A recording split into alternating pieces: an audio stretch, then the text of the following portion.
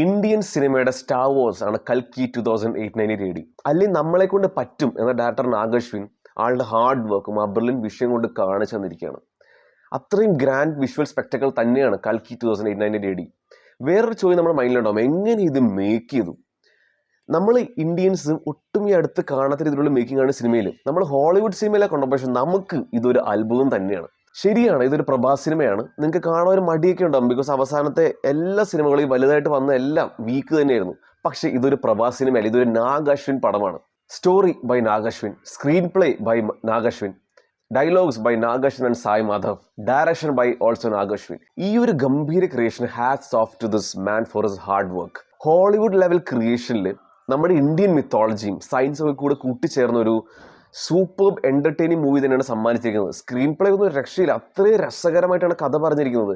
കൈയടിക്കാനും വിസിലടിക്കാനും കോരിത്തരിക്കാനും എല്ലാം ഈ സിനിമയുടെ അകത്തുണ്ട്. ഈ 3 മണിക്കൂർ റൺ ടൈമിൽ അത്യാവശ്യം കുറച്ച് ഫ്ലോസ് ഉണ്ടെങ്കിൽ പോലും നമ്മൾ ഒന്നെങ്കിൽ ആ ഒരു വേൾഡിന്റെ ക്രിയേഷനിൽ നമ്മളിങ്ങനെ മുഴുകിയിരിക്കും, അല്ലെങ്കിൽ ഈ ആ ഒരു സ്റ്റോറി ടെല്ലിങ്ങിന്റെ ഫ്ലോയിൽ നമ്മളങ്ങ് പോകും. ഏതായാലും ഈ സിനിമ ആദിപുരുഷാവില്ലെന്ന് ഉറപ്പാണ്. ട്രെയിലർ കണ്ട് അത്രയും മോശമായി തോന്നിയില്ല. പിന്നെ എടുത്തു പറയുന്നത് സിനിമാറ്റോഗ്രാഫിയാണ്. ഗംഭീരമായി ചെയ്തു വെച്ചിട്ടുണ്ട്. സിനിമ തുടങ്ങുന്നു, നമ്മൾ ഈ സിനിമയോട് ഇമേഴ്സീവ് ആവുന്നു. അതിനകത്ത് ഇത്രയും എഫക്റ്റീവ് ആണെന്ന് തോന്നാൻ കാരണം ഇതിന്റെ പ്രൊഡക്ഷൻ ഡിസൈനാണ് സൂപ്പറായിട്ട് ചെയ്തു വെച്ചിട്ടുണ്ട്. സന്തോഷ് നാരായണന്റെ മ്യൂസിക്, എന്നാ മ്യൂസിക്കാണ് ക്രിയേറ്റ് ചെയ്ത് വെച്ചിരിക്കുന്നത്. അത്രയും ഇമ്പാക്റ്റാണ് കാണുന്ന ആൾക്കാർക്ക് ഈ ഒരു ഇതിന്റെ മ്യൂസിക്കിനോട് തോന്നുന്നത്.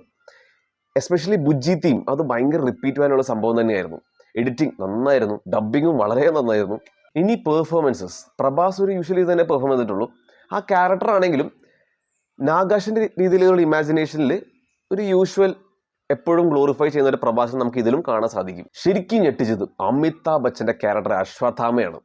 ഇങ്ങനെ വേണം ആ ലെജൻഡിനെ യൂസ് ചെയ്യാൻ. ഇതിന് മുന്നേ സൈറാം നരസിംഹ റെഡ്ഡിയിലൊക്കെ യൂസ് ചെയ്ത് കാണും, ശോകം.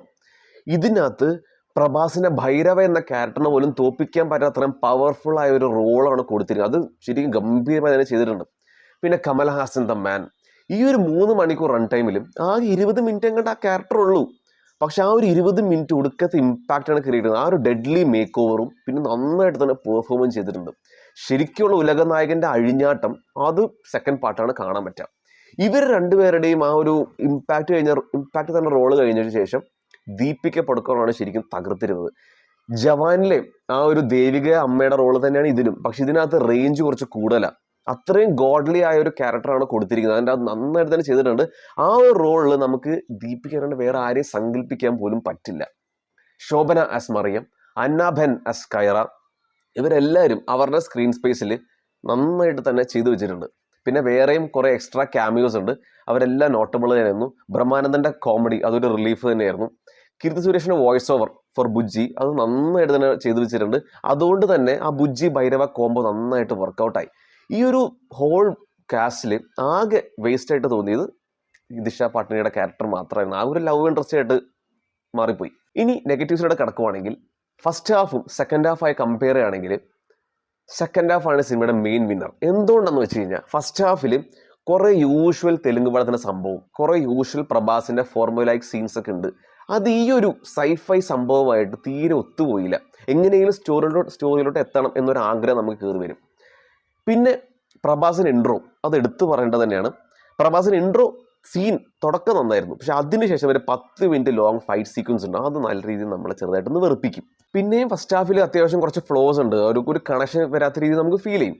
പക്ഷെ ഇതൊന്നും ഒരു നെഗറ്റീവേ അല്ല. മൊത്തത്തിൽ നോക്കിക്കഴിഞ്ഞാൽ അത്രയും ഗംഭീരമായ CGI, 3D experience, world building, amazing cast ഒക്കെ ഉള്ളതുകൊണ്ട് നമുക്കിതൊന്നും വലിയ നെഗറ്റീവായിട്ട് തോന്നില്ല.